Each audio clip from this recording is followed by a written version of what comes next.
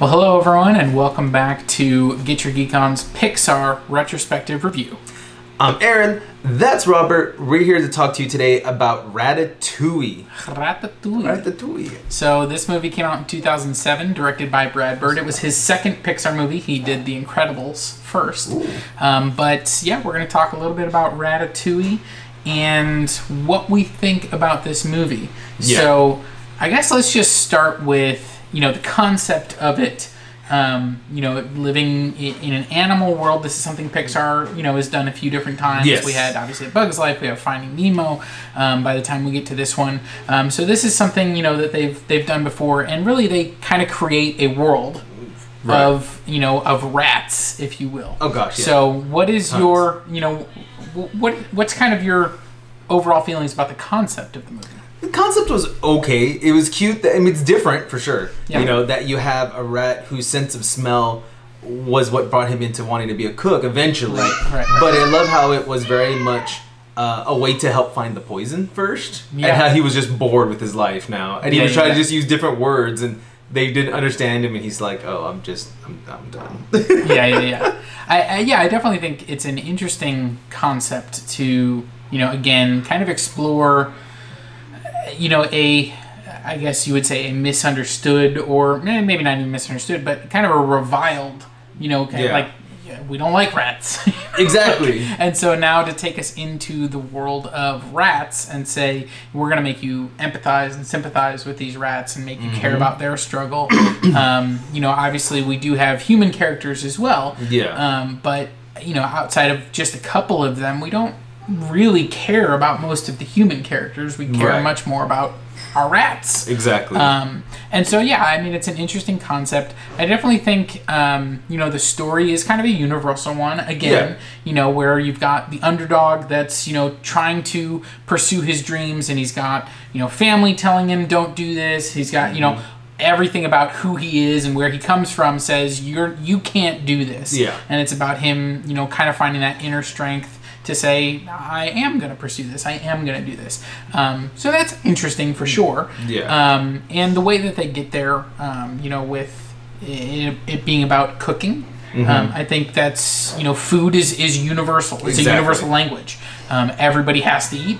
And the way people, can enjoy food, it really, I think there's a scene that we'll talk about that I think is really very poignant in that, that is how we experience food. Yeah. And so that kind of makes sense. But just diving into the story of everything, it's mainly a story of friendship. Right. And of people coming together to, overcome the challenges that they've had. So, what do you think about this movie? Do you like it? Do you hate it? Is it in the middle? It's right in the middle. It was okay. Okay. I love how they do, every love story, like a friendship, and then the love story comes in, the girl kind of pushes the friendship away for a minute. Sure. That's so typical. It's okay, this is going to happen. Yep, here it is. And that was you could see it a mile away. And then the same thing with the family, though. You knew eventually it was going to happen the other way when he's now, I'm going to stick it back to him now, and I'm going to bring all the rats in. It doesn't play too risque. It doesn't try to push the boundaries anywhere. Yeah. It does play that safe line, but it plays it really well. I think one of my favorite scenes where the dad is telling him hey, humans don't like us, let me show you something, and you get to see all these dead rats, the rat poison. Yeah. And I think that wasn't traumatic, but I love that scene, and I love the water coming down on the rats, the way the whole scene is portrayed. I'm like, oh, this is really cool. And you get that moment where, Remy, his dad, has just told him, this is the reality. This is the world we live in. And he says, no, I'm not going to live in that world. Exactly. I'm not going to look behind me. I'm going to look forward. I'm going to, try and change it. I'm going to do something different. Exactly. And, there's that moment. Obviously, again, classic story. The friends have the falling out. Yep. They both do things that hurt each other. And then, he's got to come back to help his friend. Yeah. And he's at the restaurant and everybody is rushing to kill the rat, and he's kind of standing there maybe not knowing, is his friend going to save him? Yeah. But he that's what he's decided to do, and he's going to stand there, and of course, he does. He does. And so it's a cool moment. It's a good movie. It's another one of those, I would say, from Pixar. I think it's it doesn't have the same emotional weight for me as some of their best movies. Oh yeah, in my opinion. Oh yeah. But I think of those Pixar movies that don't have the emotional weight, I think this is among their better ones. It is. Like, I think it's better than A Bug's Life, or better than, say, something like The Good Dinosaur, or, some of those other movies that are still good, but they're not great. I mean, what Pixar does maybe better than any other animation studio is they really hit you in the feels. Yeah. Right? And this is one that it does a little bit at times, but it doesn't.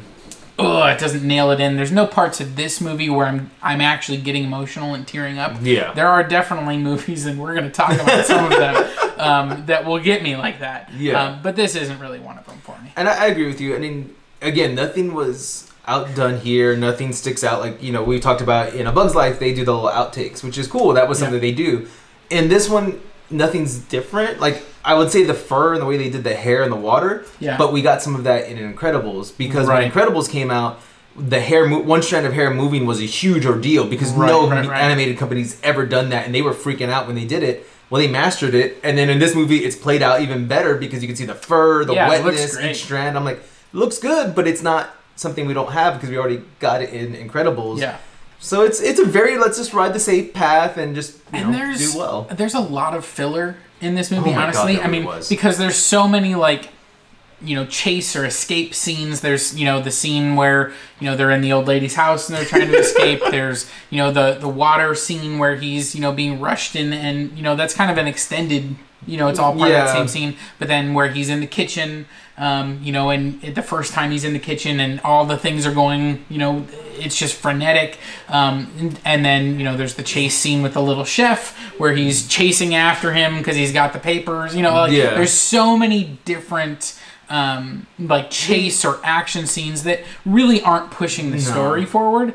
And so, it's just kind of filler to make the movie a little bit longer, make it a feature length. Yeah. And by the third or fourth one, I was checked out. I was bored.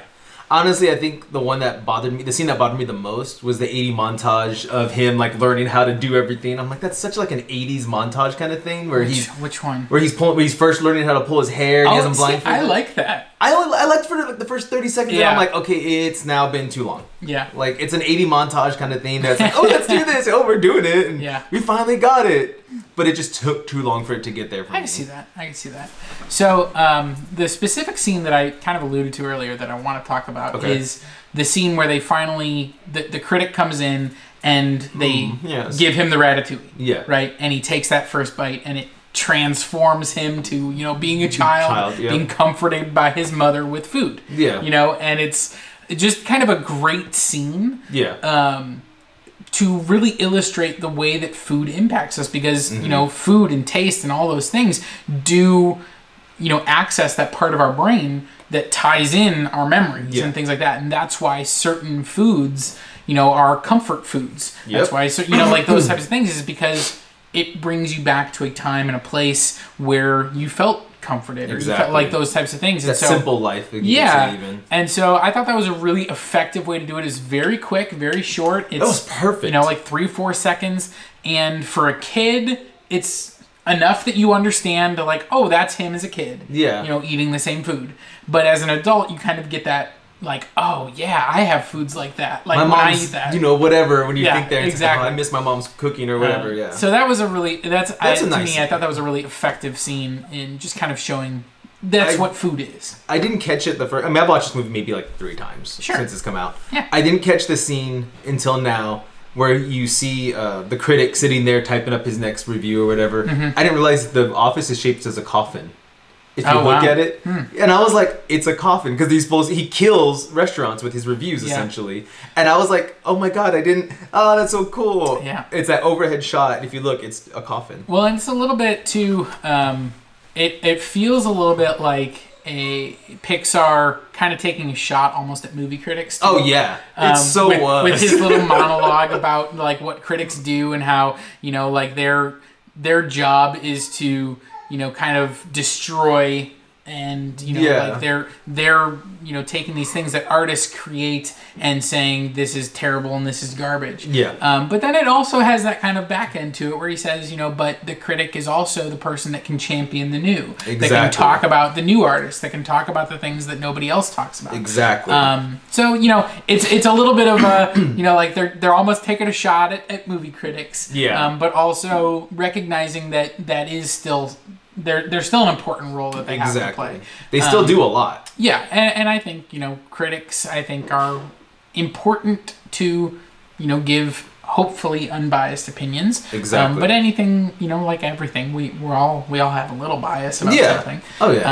And so, I thought that was an interesting theme to play with. I thought so too. I thought it was cute. I thought it was a good way to almost give both sides of the critic from the critic himself. So I thought that played out well. His scenes were good. I thought I actually enjoyed his. So really the only other thing I want to talk about, and I don't know if you have anything else that you want to talk about, is just the vocal performances. I think Patton Oswalt as Remy, I think is great. Good. I think I really like Patton Oswalt. I like his comedy. I like his acting. I think he's great. And I think he does a really good job as Remy the Rat. And everyone else, I feel like there wasn't anything that really blew me away. But I didn't think there were any bad performances in here or anything like that. I thought it was, well done. Everyone did a great job, I think. Like you said, I think Patton Oswalt is the only one that sticks out. And he's good at what he does. He's good at his timing. He's good at his jokes. But everyone else did a great job. I don't think anyone was really weak in it. I think they all did what they were supposed to do. For sure. So, anything else that you want to talk about with this movie? I think I'm good on this one. Well, let's give it a score then, and, we'll get out of here. So, I would say, because again, it rides that line in the middle, I'm going to give it a 6.8. So, just better than A Bug's Life. But again, not great. I probably won't watch it again unless my kid wants to. I probably will not pick this one up again. I would say, for me, this is it's a good movie. It's not great. It doesn't hit me emotionally the way I know it has hit some people. And so if you're one of those people, I completely respect that. But for me, I would say I'm in the same range as you. I'm going to give it a 6.5. I also think it's better than A Bug's Life. Didn't you give Bug's Life a 6.5? You gave A Bug's Life a 6.5. No, I gave it a 6. I thought. No, I don't even remember what I did. Y'all tell me. I gave it a 6 flat. Oh, yeah. So that's right. This is 6.5. So I do think it's a better movie. But there are definitely scenes that drag for me. They did, and again, it doesn't have that maybe emotional punch where I really go oh man, I can't, there are moments in some other movies that we'll get to where it's it just rips your heart out, and then puts it back together, right? This movie, doesn't really do that. I think it's okay. It is. It's got some good moments. It's certainly, again, almost anything with Pixar, it's going to be a movie you can put on with your kid, and if you're an adult, you're not going to hate it. Yeah, exactly. I mean, there are good background. There are a lot of those animated movies where it's I don't want to be in the same room with this movie on. Ratatouille's not like that. This is an enjoyable movie. It is. So I guess the last thing that we would just talk about is, should they return to the world? Should Pixar return to the world of Ratatouille? No, I think it's done. I would not go back to it because it's first of all, Rat's life is only 5 to 6 years or something, so maybe I'm off a little bit. I'm sure there's somebody out there that knows Rats like the back of their hand. I don't know how long Rats live. I'm just I don't want to see his kids. I don't want to see. Sure. I mean, everything happened the way it ended perfectly. He got the restaurant. The critic is done being a critic. He's now funding the restaurant, and everybody lives happily ever after. There's nothing more to it. Yeah, I don't know that there's another story here. I mean, obviously you could revisit the restaurant and see, if everything's still going well. You would have to reintroduce another conflict between Remy and the chef, or the chef and his girlfriend, or maybe the critic, or and so it would feel a little bit forced. I don't really see a story here, but at the end of the day, if they made a sequel, I would go see it. Yeah, I'd give it another shot still. I don't see the story, but I'm not a storyteller, so maybe Pixar, maybe they're already working on something. Maybe. Who knows? But anyways, those are our thoughts on Ratatouille. We want to hear what you think, so definitely leave some comments down below, like and subscribe, and we want to know, is this your favorite Pixar movie? Is this your least favorite Pixar movie? Maybe it's somewhere in the middle like it is for us. But at the end of the day, That's Aaron. I'm Robert. And for Get Your Geek On, thank you so much for joining us, and we'll talk to you soon.